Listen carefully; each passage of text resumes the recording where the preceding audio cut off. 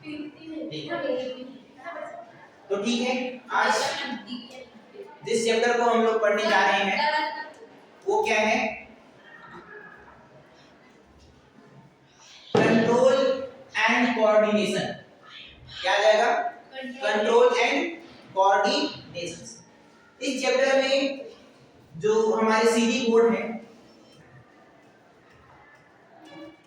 कितने नंबर का? 1 मार्क्स का 2 क्वेश्चंस और 2 मार्क्स का 1 questions.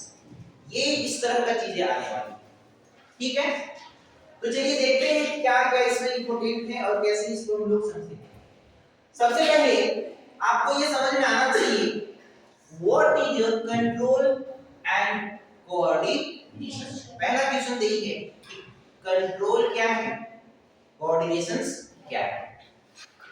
Control and coordinations are processes that help living organisms control their body activity and respond to change around them. So these processes are crucial for survival, growth, maintaining balance in internal environments. क्या बोला जा रहा है कि control और coordination एक ऐसा process है जिसकी मदद से ऑर्गेनिज्म जो होते हैं अपने चारों ओर जो चेंज हो रहा है, हमारे चारों ओर जो क्या हो रहा है, चेंज हो रहा है, कभी ठंडी, कभी गर्मी, कभी बरसात, तो कभी क्या, तो ये जो चेंजेस आ रहे हैं उस चेंजेस के बारे में रिस्पोंड कर सके। रिस्पोंड का मतलब उसको पता चल सके और उसके पता चलने के बाद फिर उसके बारे में या उसका कुछ उपाय कर सके।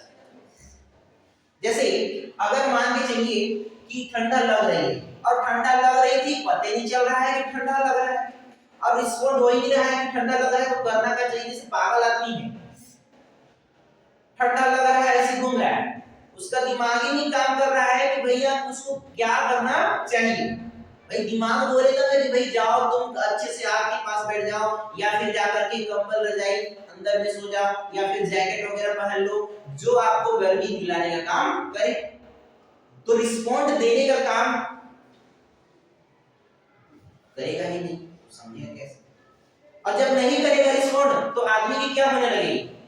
अब ठंडे ठंडा रोज रहेगा तो क्या होगा, सोच के देखो, उसकी ग्रोथ रुक जाएंगे, धीरे धीरे बीमार पड़ जाएगा, बीमार पड़ेगा तो फिर धीरे धीरे लॉस हो जाएगा। तो जिंदा रहने के लिए क्या चाहिए?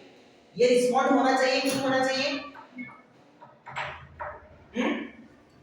होना चाहिए। तो कंट्रोल होना चाहिए। गर्मी ज्यादा लग रहा है तो भी हमारे शरीर में उसको क्या करना चाहिए? कंट्रोल करने का रिस्पॉन्ड होना चाहिए। जैसे कि बहुत ज्यादा गर्मी लग रही है तो पसीना बॉडी से आता है, यस? कैसे आता है? हमारे बॉडी कुछ तो उसके बारे में रिस्पॉन्ड कर रही है ना कि भाई ठंडी करना होगा, क्योंकि गर्मी से पूरा बॉडी क्या हो रहा है, तप रहा है। जितना ज्यादा हो सके पानी दो और पानी देने के बाद क्या होगा, वो ठंडा हो जाएगा ताकि हमारा बॉडी अच्छा रहे, ग्रोथ ना कुछ होए, ना बॉडी की कुछ डिजीज होए और ना उसका लाइफ खत्म हो।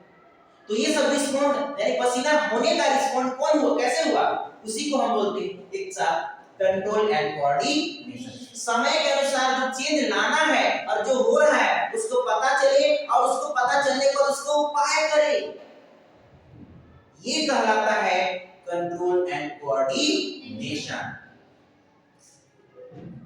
सांस, भूख लगी है, फील नहीं हो रहा है कि भूख लगा है कि नहीं लगा है,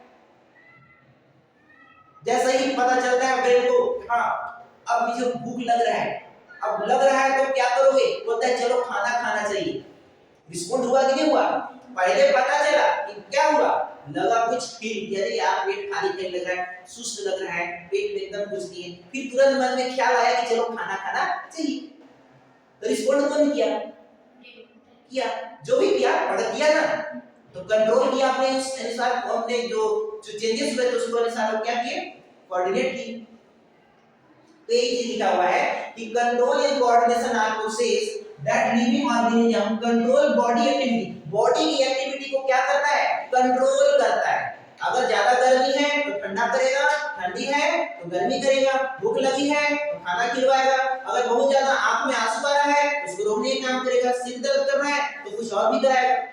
हर चीज जो उसके कंट्रोल करने लायक होगा उसको पता चलेगा और उसको क्या करेगा, कंट्रोल करने का काम करेगा। और फिर उस रिस्पॉन्ड के अनुसार अपने आप में चेंज लाएगा, और चेंज लाने के इसी प्रोसेस की वजह से ये बहुत ही जरूरी होता है ताकि वह जिंदा रह सके और सरवाइव कर सके, और ताकि अपने मेंटेन बना सके, अंदर का एनवायरनमेंट ठीक जैसा बना रहे। ये रिस्पॉन्ड कराने का आजकल अच्छा जैसे मौसम चेंज होता है तो मौसम चेंज होते ही क्या होने लगता है, मौसम चेंज होता है ना तो आदमी को सर्दी खांसी का प्रॉब्लम शुरू हो जाता है। Yes no? क्यों होता है ऐसा? बोलते हैं यार मौसम चेंज हो गया, चारों तरफ का जो एनवायरनमेंट है वो बदल रहा है, उसके अनुसार शरीर हमारा बदलने की प्रयास भी कर रहा है। तो ये रिस्पॉन्ड हो रहा है कि नहीं हो रहा है कि जो एनवायरनमेंट में चेंज हो रहा है उसके अकॉर्डिंग हम अपने इंटरनल बॉडी को भी बना सके, इंटरनल बॉडी को क्या कर सके, बना सके। तो ये कैसे संभव है?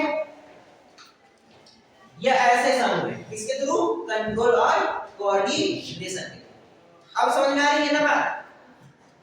Yes no? यस।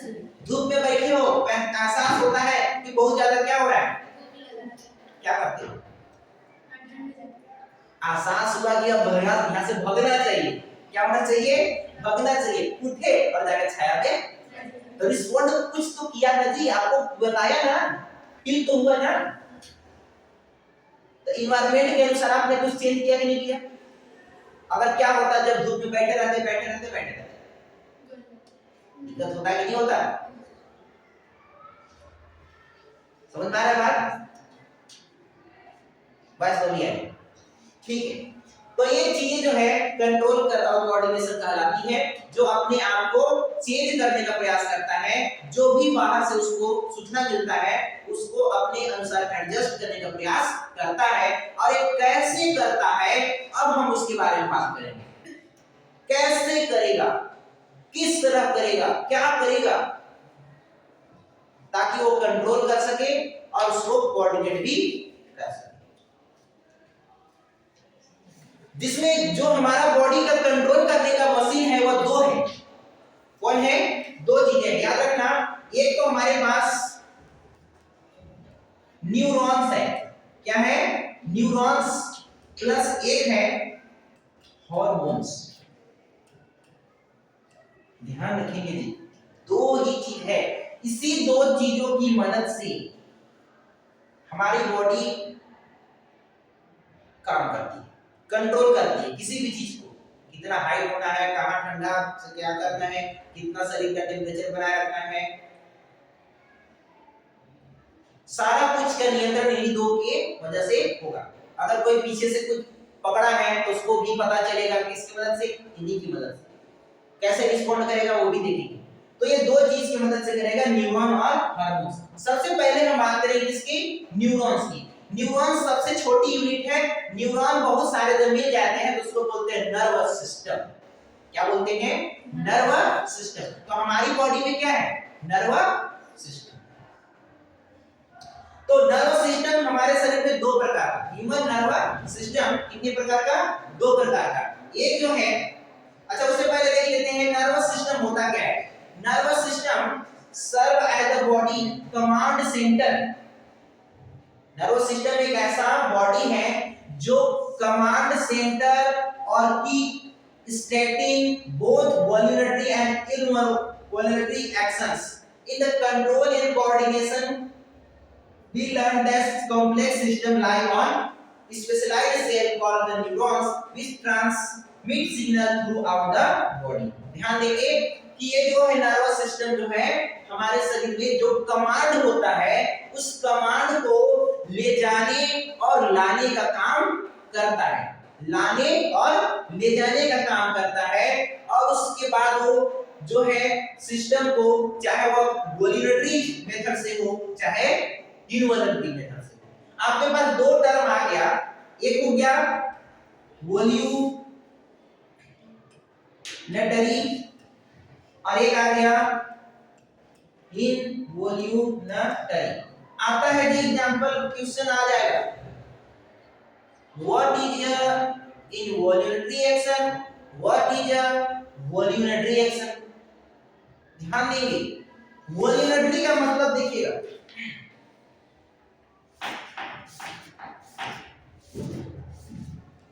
वॉल्यूनटरी का मतलब होता है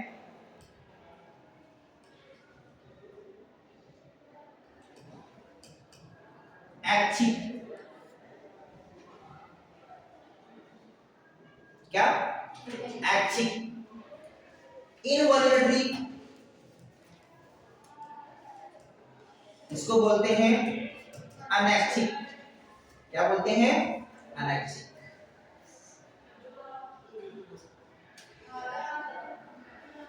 अगर आप देखेंगे वॉल्यूंटरी एक्शंस और इनवॉल्यूंटरी एक्शंस में, ऐच्छिक का मतलब हमारे हिसाब से होगा, ऐच्छिक का मतलब हमारे हिसाब से, और इनवॉल्यूंटरी का मतलब हमारे बिना रिस्पॉन्ड के।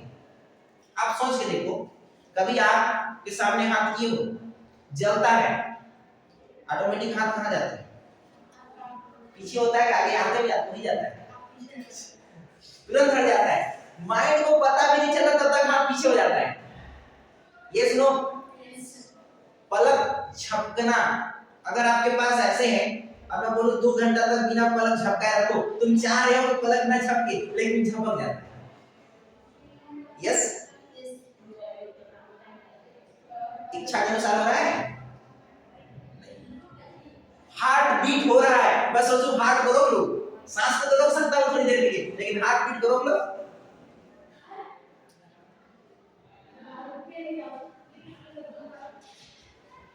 तो वॉल्यूंटरी एक्शंस और इनवॉल्यूंटरी एक्शंस में एक फर्क है। हमारे अनुसार अगर मिलता है वॉल्यूंटरी, अगर नहीं है तो इनवॉल्यू। आ जाएगा समझ में? अब यहां पर ध्यान दीजिए, main part of the neuron system, neuron system के 2 मेन पार्ट्स है, वो है कौन कौन? ये देखना थोड़ा सा, the nervous system collaborate with various organs, transmit electric signal from the brain to the different body parts, neuron within the nervous system and the working structural component of the system। ये ऐसे nervous system काम करते हैं कि जो भी organs हैं, kidney है, लंग्स है, नीचे आपके पैर हैं, हैंड है, आई है, नोज है, ये सब क्या है? ऑर्गन्स हैं। जो ऑर्गन्स को पता चलेगा, उसको उस सूचना को तुरंत किसको भेजेगा? नर्व को देगा, और नर्व तुरंत कहेगा कि चलो भैया कहां जाना है तुमको? ब्रेन के पास चलो। कहां चलो? ब्रेन के पास। तो यहां पर क्या, ऑर्गन के जो भी उसके पास सूचना आएगा, उसको इलेक्ट्रिक सिग्नल में पहले बदलेगा। जो भी सूचना है उसको क्या में बदलेगा? इलेक्ट्रिक सिग्नल में बदलेगा, और कहां पहुंच जाएगा? ब्रेन पर, और फिर ब्रेन से वापस भी कहां चला आएगा? बॉडी में, ताकि उसको बताना भी तो है यहां भैया ऐसा बोला है ब्रेन। तो पहली बार ब्रेन तक ले जाएगा भी, और फिर उसको लाएगा। तो ये चीजें हैं, जो सूचना हमें मिलता है उसको हम स्टिमुली भी बोलते हैं। क्या बोलते हैं? स्टिमुली। जो बाहर का जो हमें एहसास होता है ना, जो भी टेम्परेचर पता चलता है, जो ठंडी का एहसास होता है, कोई पकड़ा है वो एहसास होता है, तो उसको हम क्या बोलते हैं? स्टिमुली। क्या बोलते हैं? स्टिमुली। स्टिमुली मिलता है, और फिर ये क्या करता है? कहां पहुंचता है? Nervous system. आपको मैं एक चीज दिखा देता हूं, इसको बनाकर अच्छे से देखना ही, व्हाइट बोर्ड में आते हैं। इसमें सबसे पहले समझिएगा 2-3 चीजें। ये मान के चलिए आपका क्या है? ब्रेन। क्या है? ब्रेन। यहां पर ये समझिए ऑर्गन है। क्या है? ऑर्गन। एक ऑर्गन और मिले तो क्या है? ये ऑर्गन। अब ध्यान से देखना, यहां ऑर्गन समझिए क्या है, एक ऑर्गन है, क्या है, आई। ये आई जो है ना, सीधे इसको क्या मिला, कुछ स्टिमुली मिला। क्या मिला जी, स्टिमुली मिला, मतलब कि इसको कुछ सूचना मिला कि भाई ये, अरे हाथी आया, अरे बारिश आने वाला है, देखा तो पता चला कि नहीं पता चला, तो स्टिमुली मिला।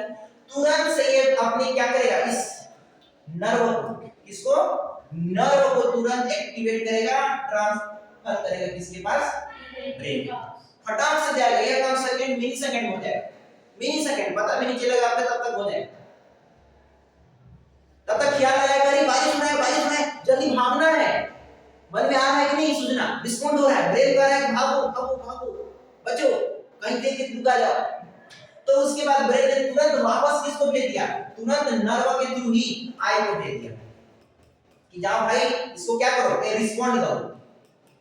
ये क्या कर दिया, रिस्पॉन्ड किया, एक तरफ से देखो गया और दूसरी तरफ से पहुंचा। आई बात समझ में? ऐसे ही काम होता रहता है हमारी बॉडी में, मैसेज जाता है और मैसेज का रिप्लाई आता है। जैसे व्हाट्सएप करते हैं फटाक से, हाउ आर यू, इधर से आता है आई एम फाइन, मतलब आपने स्टिमुली दिया और उन्हें रिस्पॉन्ड किया। अब यहाँ पर एक चैटिंग करने वाला कौन है, आई है, और दूसरे वाला कौन है, ब्रेन है। बस कमांड आ रहा है, जा रहा है, आ रहा है, जा रहा है। जैसा कमांड आ रहा है, ब्रेन उसके अनुसार उसका काम बोल रहा है, ऐसा करो, हो जाएगा। कंट्रोल कर रहा है कौन, ब्रेन या न्यूरॉन्स। न्यूरॉन के थ्रू हो रहा है कि नहीं हो रहा है, ये तो मदद कर रहा है ना करने में। तो ये चीजें ध्यान देना, सबसे पहले लोग नहीं जानते थे कि हमारे शरीर में क्या होता है, न्यूरॉन्स वगैरह होता है कि नहीं होता है। बहुत स्टडी करने के बाद पता चला कि न्यूरॉन्स वगैरह होता है। और न्यूरॉन का जो सेल है, इसका हिस्ट्री अलग है। इस सेल्स को जब आप देखिएगा, पढ़िएगा, तो सेल्स बड़ा ही इसको अलग करना कठिन हो गया था।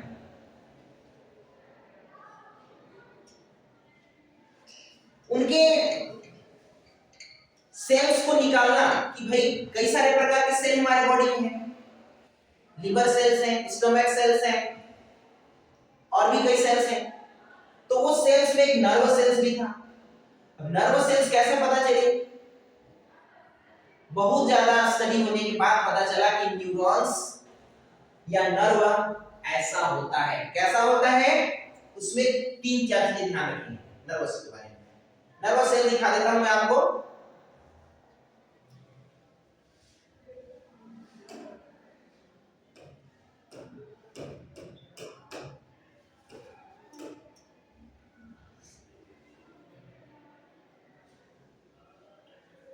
देखेंगे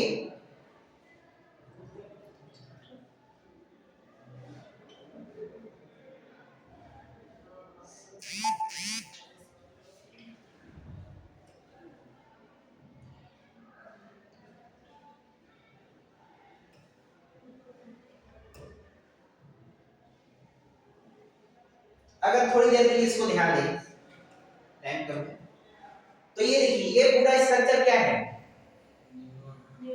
न्यूरॉन्स का। इसमें देखिए कौन कौन चीजें, मेन पार्ट देखिएगा।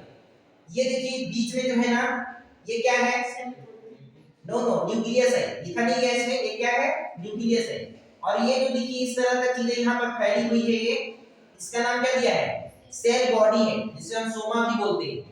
और यहाँ पर देखिए ये जो ब्रांचेस लाइक जितने भी पेड़ पौधा का ऐसा लग रहा है कि ऊपर का एक डाल है या ब्रांच है, उसको क्या बोल रहे हैं, डेंड्राइट्स है। क्या है ये, डेंड्राइट्स। और ये देखिए ये वाला सेल का क्या है, मेम्ब्रेन है। और इसके पीछे देखिए इसका नाम क्या है, एक्सॉन। और इस एक्सॉन का यहाँ पर देखिए सामने जहाँ एक्सॉन शुरू हुआ है उसको बोलते हैं एक्सॉन हिलर। क्या बोलते हैं उसको, एक्सॉन हिलर। और इसके बाद भी और भी चीजें हैं। देखिए इस तरह का ऐसा लग रहा है जैसे कि वो जो ट्रांसफार्मर वगैरह मोबाइल वगैरह में रहता है छोटा छोटा, वैसा लगा है, जो कि क्या नाम है, ओलिगोडेंड्राइट्स है। ये सब क्या है, ओलिगोडेंड्राइट्स। और ये बीच बीच में जो व्हाइट ये येलो जो दिख रहा है, इसको बोलते हैं node of Ranvier. Node of Ranvier, और ये वाला लास्ट पार्ट देखिए है ये एक्सॉन का टर्मिनल। इसी को हम एक और भी बोलते हैं सिनेप्टिक एंड या बल्ब, ये लास्ट सिनेप्टिक एंड। तो ये न्यूरॉन्स का ना स्ट्रक्चर जरूर याद रखना पड़ेगा कि टोटल क्या है। एक्सॉन देखिए सेल मेम्ब्रेन होता है, डेंड्राइट्स होते हैं, सेल बॉडी होते हैं, एक्सॉन हिलॉक्स होते हैं, माइलिन शीथ दिए हुए हैं, ओलिगोडेंड्राइट्स दिए हुए हैं, और रैम्बियर नोड ऑफ रैम्बियर्स है, और लास्ट में सिनेप्टिक एंड ऑफ बल्ब्स। ये एक न्यूरॉन्स के सेल का अंदर इतना पार्ट होता, इसी के द्वारा ये काम किया जाता है जो अभी हमने इतना कुछ बोला, जो भी इंफॉर्मेशन ले जाना और लाना, ये सब इन्हीं ऐसे ऐसे न्यूरॉन्स बहुत सारे हमारे सेल में, बहुत सारे, ये सब जुड़कर एक दूसरे से लंबे सिस्टम बना लेते हैं, और फिर इन्हीं के द्वारा सूचना आता है और फिर उसके प्रति रिस्पॉन्ड किया जाता है। एक तरह से तार है, जैसे तार के बिना लाइट यहां से वहां नहीं जा सकती, यस नो, उसी तरह से ये इसके बिना हमारा सूचना पैर से जो आ रहा है ब्रेन तक वो नहीं आता सर।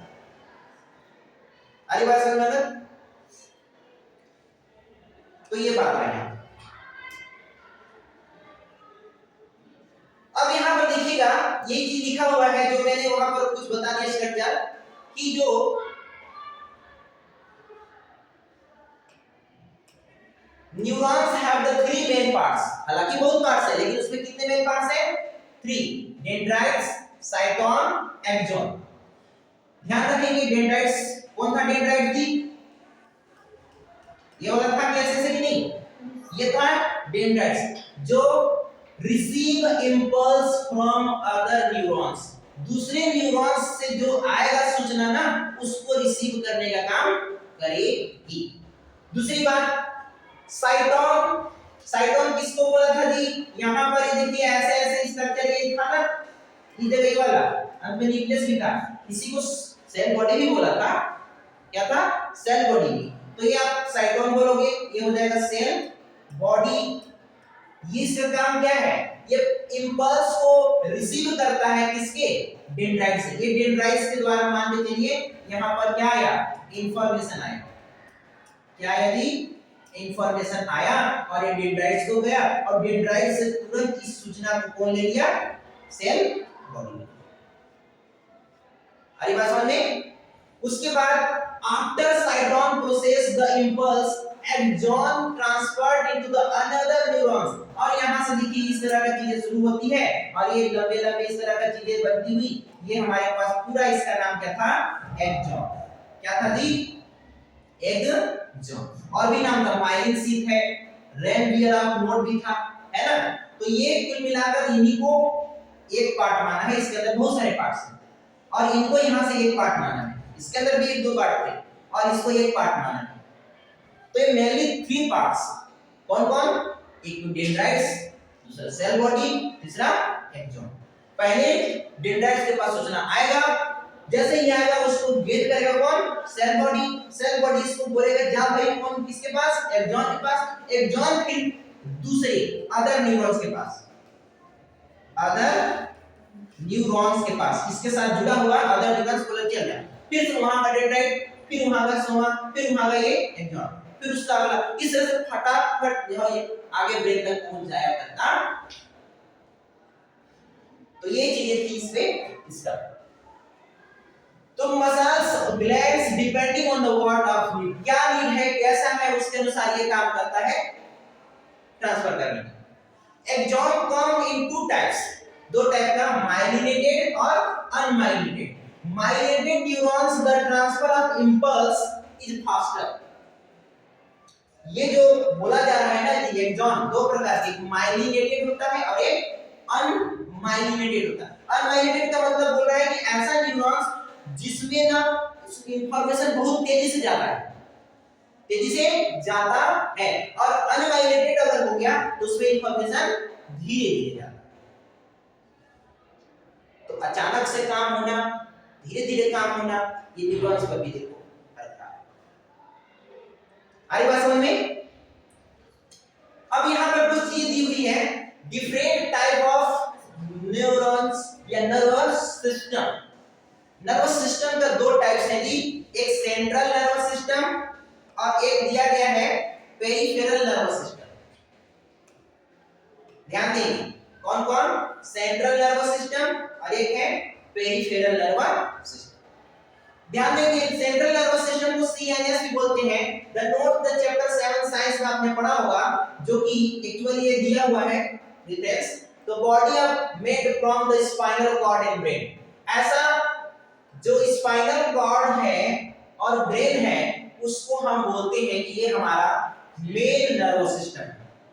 स्पाइनल कॉर्ड पीछे वाला ये और ब्रेन, इन दोनों को क्या बोला जाता है, सेंट्रल नर्वस सिस्टम। माने केंद्र का मंत्री है, समझ रहे हो, दो प्रकार के मंत्री, केंद्रीय मंत्री और राज्य मंत्री होते हैं ना, वैसे ही समझो मेन मंत्री है ये शरीर का मेन सिस्टम नर्व का, सेंट्रल नर्वस सिस्टम, जिसमें दो पार्ट आते हैं, एक ब्रेन और दूसरा स्पाइनल कॉर्ड। आ जाएगा which of the part of the main central nervous system, one number spinal cord या ब्रेन, दोनों है तो दोनों, एक है तो एक। आई बात समझ में? इसमें तीन मेन लेयर्स होती हैं, एक स्कल्स, बॉडी में स्कल्स, जो ये वाला पार्ट है ना पूरा ऊपर का, ये इसको क्या बोलते हैं, स्कल बोलते हैं। क्या लिखा, सेरिब्रो स्पाइनल फ्लूइड, इसके अंदर जाओगे ऐसे ऐसे गुद्दा जैसा स्ट्रक्चर होता है, ऐसे ऐसे देखना, ये ऐसे ऐसे होता है कि नहीं होता है ब्रेन में, बोलो। ये है आपका सेरिब्रम, क्या है, सेरिब्रम। अब देखना सेरिब्रम में इसी के अंदर ना एक दर्व जैसा चीज होता है, पानी पानी इसमें भरा रहता है, जिसको क्या बोलते हैं, सेरिब्रोस्पाइनल फ्लूइड। क्या बोलते हैं, सेरिब्रोस्पाइनल फ्लूइड, ये होता है।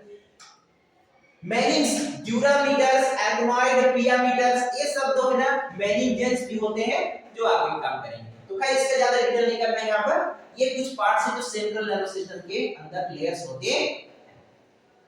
जबकि पेरिफेरल नर्वस सिस्टम की बात करिएगा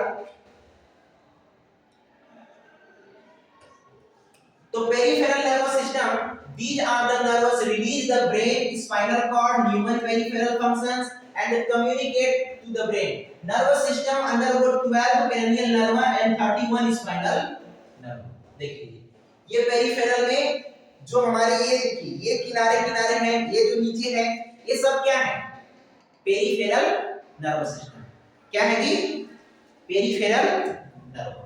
ब्रेन और स्पाइन को छोड़ दो, बाकी जितने भी नर्व हैं वो कैसे हैं, peripheral. The somatic nervous system located in certain areas, peripheral nervous system it consists of the nerves manage the action and choose the do not hours। तो इस तरह की चीजें यहां पर दी हुई है, तो आगे अब यहां थोड़ा एक चीज ये है, autonomic nervous system, the final part of the notes about the control coordinations, the autonomic nervous systems, these systems bring together the nerve chain action body does automatically, and the ANS split into the two sections, systematic and parasympathetic nervous system. This sympathetic at sides reactive body the sternum and activity and the one decide whether the fight। ध्यान देखिए ये जो बोला जा रहा है कि neuron system एक होता है जिसका नाम है ऑटोनॉमिक। ऑटोनॉमिक मतलब इसना कि अपना कंट्रोल और कोऑर्डिनेशन खुद रखता है, ना इसको ब्रेन की जरूरत है और ना स्पाइनल कॉर्ड की जरूरत है, ना ही पेरिफेरल की जरूरत है। बोलता है कि मैं ही मालिक, मैं ही करता, करने वाला भी मैं, इसका मालिक भी मैं। बाकी में तो ब्रेन बोलेगा वैसा करेगा, स्पाइनल कॉर्ड बोलेगा वैसा करेगा, लेकिन ये बोलता है कौन, ऑटोनॉमिक नर्वस सिस्टम कि नहीं मैं खुद काम कर सकता हूं, मेरे को किसी की जरूरत नहीं है। तो ये खुद से अपना जो है काम करेगा। जैसे ही कोई सूचना इसको प्राप्त होगा तुरंत उसका जवाब भी दे दिया जाएगा, ऑटोमेटिक काम करेगा।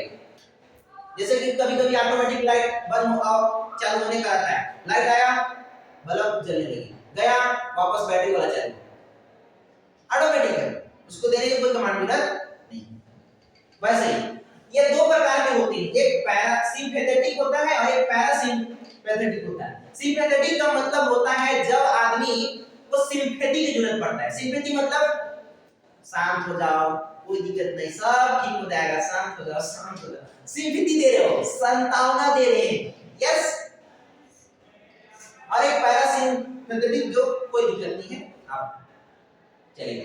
तो sympathetic side reading the body stress nears activity कब होता है ये ऐसा काम जब बहुत ज्यादा आदमी स्ट्रेस लेता है, जैसे आदमी चिंता में बोर्ड परीक्षा में कैसे परीक्षा हो, कैसे एग्जाम देंगे, कैसे होगा सर, एकदम नहीं समझ में आ रहा है, तो ये क्या है उसमें ये कौन सा नर्वस सिस्टम चालू होगा, सिंपैथेटिक, और भी ऑटोनॉमिक खुद ही सब जवाब देने लगेगा, ऐसा तो कर सकते हो तमाम चीज का। डिसाइड वेदर द आइडेंटिटी, जब भी ये लड़ाई झगड़ा होता है तब भी ये चालू होता है, ये इसका नर्व का पार्ट।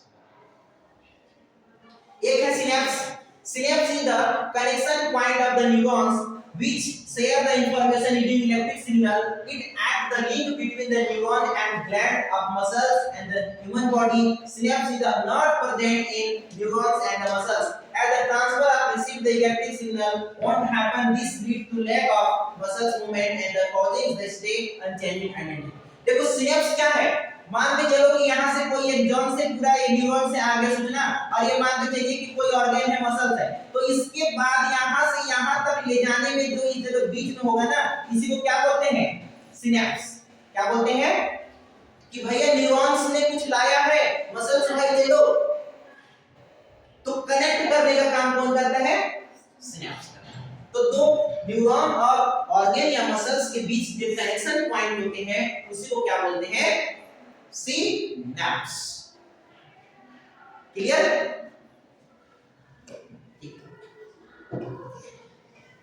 अब यहाँ पर ब्रेन और देयर इंपोर्टेंस की बात करी जा रही है, तो ब्रेन का देखो यहाँ पर कुछ पार्ट्स हैं, इसको फटाफट आपको मैं बता दूं, आएगा तो ठीक है। Forebrain are bigger part help the major our body include, कौन पार्ट है फोर ब्रेन में, सेरिब्रम है, हाइपोथैलेमस है, और भी नीचे देखेंगे। अगर मान लीजिए कि सेरिब्रम जो मैंने बताया था, ये क्या करता है, thinking centre your brain divided into left right side, जिसे हेमिस्फीयर कंट्रोल करता है क्या क्या, पहला मेमोरी, रिमेम्बरिंग करने का काम, लेसन को याद करने का काम कौन करता है, सेरिब्रम। याददाश्त रखना किसका काम है, सेरिब्रम। प्रॉब्लम सॉल्व करने का काम भी किसका है, सेरिब्रम का। मैथ वाले समझ लेना, सेरिब्रम ठीक ठाक होना चाहिए। डिसीजन मेकिंग, वाह क्या बोल रहा है, अगर तुमको कुछ समय सोचना है कि करना चाहिए या नहीं करना चाहिए, तो ये भी काम कौन करेगा, सेरिब्रम। बोलेगा कि चलो भैया करना चाहिए, या बोलेगा कि नहीं नहीं नहीं नहीं, नहीं अच्छा नहीं है मत कर। तो डिसीजन मेक करने का काम भी सेरिब्रम का है। Emotions, feeling happy sad excited, कैसा फील कर रहे हो, ये भी किसका काम है, सेरिब्रम का। आज बहुत अच्छा लग रहा है सर, आज बहुत अच्छा लग रहा है, दैट मींस आपका ये ब्रेन बहुत अच्छा काम कर रहा है, हैप्पी वाला मोमेंट दे रहा है कि जाओ खुश करो खुश करो, खुश वाला सिग्नल भेजो, बोलो उसको जाओ खुश रहो खुश रहो। और जिस दिन सैड वाला हुआ, बोलो कि बड़ा दिक्कत है, जाओ बोलो कि दुखी हो जाओ। तो सारा चीज का कंट्रोल कौन कर रहा है यहाँ पर, सेरिब्रम। वॉलंटरी मोमेंटरी, जो डायरेक्ट राइटिंग प्लानिंग स्पॉट खुद से अपने आप हो जाए, तो ये चीजें हो जाए। अब देखिए हाइपोथैलेमस, इसका दूसरा पार्ट है, फोरब्रेन का दूसरा part. Second part at the body control room is major body temperature, feeling hot and cold. ध्यान देना, हाइपोथैलेमस गर्मी या ठंडी लग रही है, जैसा भी क्या महसूस हो रहा है, तो ये कौन करा रहा है, हाइपोथैलेमस। आई बात समझ में, याद नहीं कराएगा ये, बस गर्मी ठंडी का एहसास। हंगर एंड थर्स्ट, थकावट है, भूखा है, कौन बताएगा, हाइपोथैलेमस बताएगा, याद रखना। स्लीप एंड वेक साइकिल, कब जागना है, कब सोना है, कितना बजे नहाना, ऑटोमेटिक रात को अगर 4 बजे रोज उठ जाते हो तो नींद खुल जाएगी, और अगर 10 बजे सोते हो तो नींद आना शुरू हो जाएगा। तो इसको कब पता चलता है, हमारे शरीर में घड़ी जैसा काम कर रहा है, कौन है वो, हाइपोथैलेमस है। मूड चेंज, मूड भी चेंज कर सकता है, तो ये चीज है हाइपोथैलेमस। सब कुछ ये मतलब मालिक लोग हैं, यही लोग कहेंगे तो न्यूरॉन्स को भेजेंगे, न्यूरॉन्स फिर पहुंचाएगा, फिर हम लोग इसी तरह काम करेंगे। नेक्स्ट बात करेंगे फोरब्रेन के बाद है हाइंड मिड ब्रेन। ब्रेन तीन प्रकार का, forebrain, mid brain, hind brain, जिसमें फोरब्रेन का दो